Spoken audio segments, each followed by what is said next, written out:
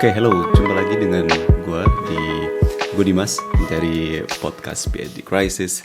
Jadi siang ini emang niatnya mau bikin vlogs kebetulan karena sedang istirahat siang. Dan hari ini gue pengen ngobrolin sesuatu yang menurut gue cukup sentimental ya. Jadi kita coba kembali ke masa lalu, yaitu masa-masa sewaktu saya pertama kali sekolah S2 di Norway. Dan saya ingin share dari pengalaman saya, terutama buat teman-teman semua yang nantinya baru pertama kali pergi ke luar negeri dan penasaran sebelum pergi itu belum pernah punya teman luar negeri gitu ya, punya teman yang berasal dari luar Indonesia dan berbicara bukan bahasa Indonesia, bahasa Jawa, bahasa Sunda ataupun lainnya, tapi pertama kali dapetin teman itu. Dan saya coba sharing pengalaman saya pertama kali itu gimana cara dapet teman dan akhirnya punya pertemanan yang intens dan sering ketemu dan banyak dan low maintenance lah, nggak berat temannya. Dan jadi ceritanya tuh waktu saya S2 pertama kali ke Norway, saya belum punya teman yang dari luar negeri gitu ya, semuanya teman dari Indonesia dan segala macam. Dan at the beginning it was so excited tentu saja karena punya teman dari luar dan rasanya benar-benar menyenangkan. Tapi ada juga keraguan apakah mereka akan mau jadi teman atau mereka menjauh atau mereka mikir ini orang ngomongnya aneh atau gimana gitu.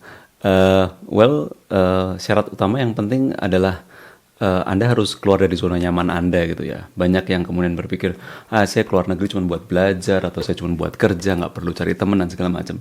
Dimana sebenarnya waktu Anda punya teman itu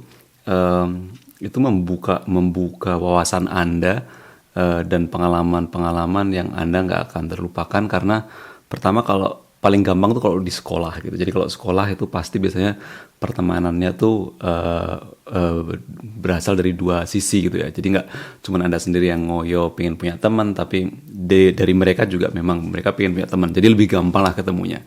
Nah yang agak susah kalau misalkan udah nggak di dunia sekolah tapi di dunia kerja, itu biasanya benar-benar perlu minat yang sama.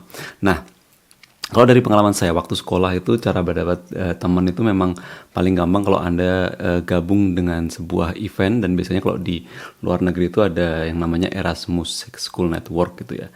Jadi Anda aktif di sana, Anda menyampaikan Anda pengen gabung, Anda pengen join, Anda pengen aktif, dan mereka karena sifatnya volunteer, jadi mereka dengan sendirinya akan sangat happy Anda membantu mereka, dan dari situ biasanya Anda jadi punya teman dan segala macam. Saya bahkan ingat waktu di Norway itu saya jadi yang namanya itu buddy ya. Buddy itu jadi orang yang memberikan pengarahan ospek. Nggak ospek juga, kalau ospek kan di Indonesia serem gitu ya. Tapi buddy itu dalam artian memberi pengarahan terhadap bagaimana sekolah itu, pelajarannya gimana, kalau mau ke kantin kemana, kalau mau party di mana dan segala macam. Itu pengalaman waktu sekolah. Tapi setelah itu biasanya menjadi pengalaman yang benar-benar tak terlupakan. Tapi pengalaman yang paling kuat dan temenan yang paling kuat sampai sekarang, bahkan masih in contact dan masih sering ketemuan, itu kalau Anda punya minat dan hobi tertentu, terutama kalau misalkan Anda suka sport gitu. Dan di kasus saya itu adalah bola basket gitu ya. Jadi dari masa kuliah sampai sekarang kerja, pertemanan paling kuat yang saya dapetin itu berasal dari dunia basketball ini. Dan di situ benar-benar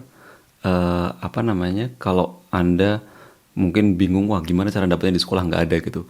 Di setiap kota pasti itu ada yang namanya orang yang kumpul karena pengen olahraga bareng gitu. Dan di situ Anda bisa selalu gabung dan Anda bisa mengutarakan bahwasanya saya juga pengen olahraga gitu. Saya mau gabung di sini dan saya bisa aktif kalau disuruh misalkan bayar bulanan apa namanya, biaya untuk nyewa gedung dan segala macam gitu. Dan disitulah rahasia kenapa kemudian saya punya banyak temen yang sampai sekarang masih aktif itu karena kita sering aktif untuk olahraga bareng, dan dalam kasus saya adalah main basket bareng gitu. Dan itu benar-benar membuat Anda ngerasa nggak kesepian dan sendiri di luar negeri gitu ya. Dan itulah cerita saya. Jadi saya sangat happy sekarang setelah selesai kuliah S3 ini masih saya punya banyak waktu untuk main basket lagi. Dan ya saya nggak sabar untuk lebih aktif di sini. Oke, thank you, itu aja. Terima kasih.